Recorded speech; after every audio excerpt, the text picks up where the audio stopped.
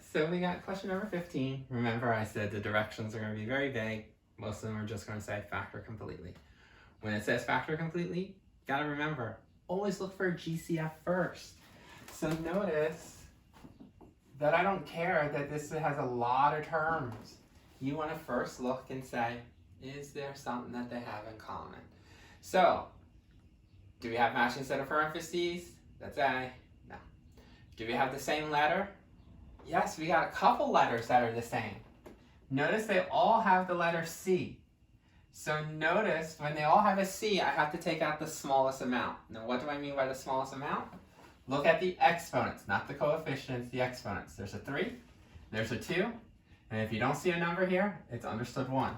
So the smallest amount for C's is 1. But notice we also have another letter in common, D's. So we're going to take out a D. But we also have to see how many.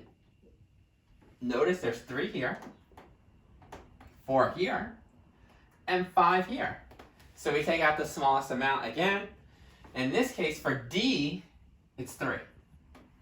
So we have a common letter for C and D. Let's see if we have anything else in common. Do we have a common number? 35 and 2, and no coefficient. Yeah, even when you look at 35 and 2, if you break this down as 5 and 7, yeah, definitely no match there, because 2 cannot be broken down any further. Does it start with a negative? No. So we at least were able to take out letters, but no numbers, no signs, no matching parentheses. So let's get our leftovers. And to get our leftovers, remember, take each of our terms and divide it by our GCF. C to the first, D3. C to the first, D3. Every one of them. C to the first, D3. So here, the 35 stays because it's like an understood 1 here. 35 divided by 1 is 35. 3 C's versus 1 C. You know that there's 2 C's left over. C squared. D3 over D3, haha, it's a match. When it's the same, they all are canceled out. 3 D's on top, canceled out with 3 D's at the bottom. They're gone. So it's just 35C squared for this term. This one, well, we still got the negative 2. C squared over C to the first, 2 versus 1, extra C on top, just one of them. For D to the fourth and D to the 3, ooh, there's an extra D left on top by 1. Now, the third term.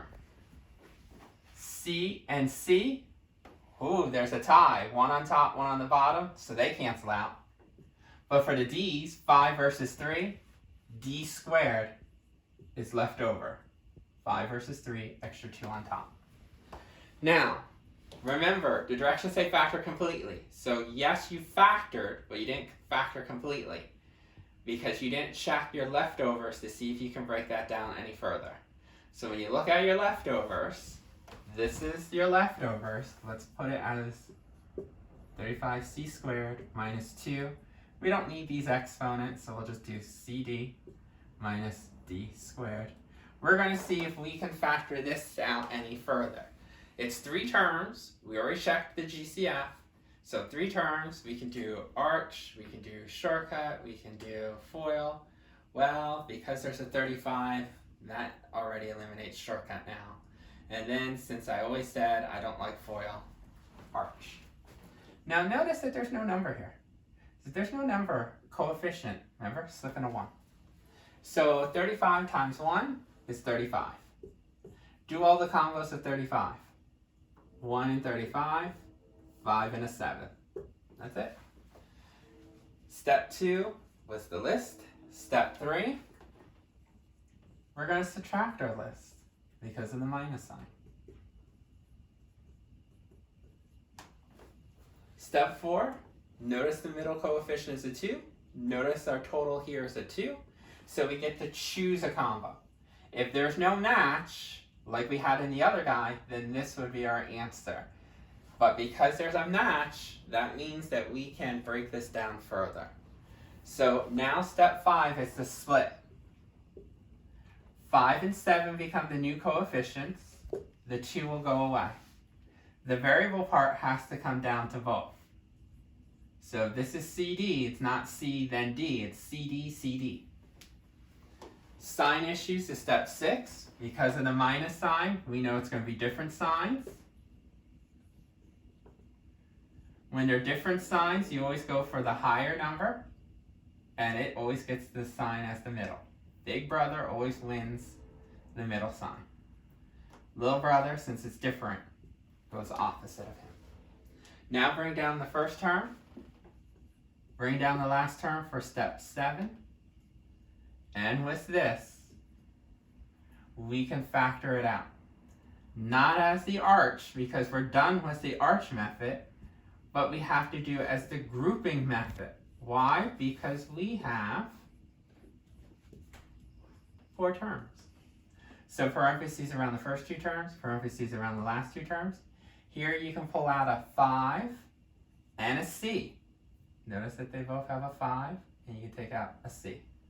So when you do that, you're left with 7C, remember C squared over C, it's just an extra C, plus 5 over 5 cancel out, C over C cancel out, but the D is still there. In the second set of parentheses, notice you can take out a D, and because this starts as a negative, you have to take out the negative as part of the GCF. So we always said, bring this sign down. So divide each term by negative D, negative D. So when you divide this out, notice the negatives cancel out, and you'll be left with 7C. The D is still going to cancel out here.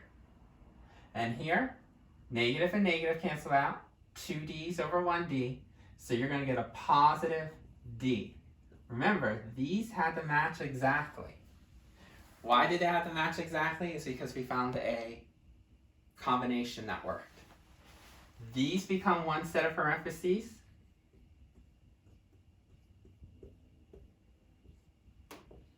This and this, the GCF that we found in step 2 and 3, become the other set of parentheses. So 5C minus D. Is this our final answer? No. Why is that not our final answer? Because, remember, we had to factor out this, but we still have this, the GCF. So our final answer is going to be the GCF and this broken down as these 2 sets of parentheses.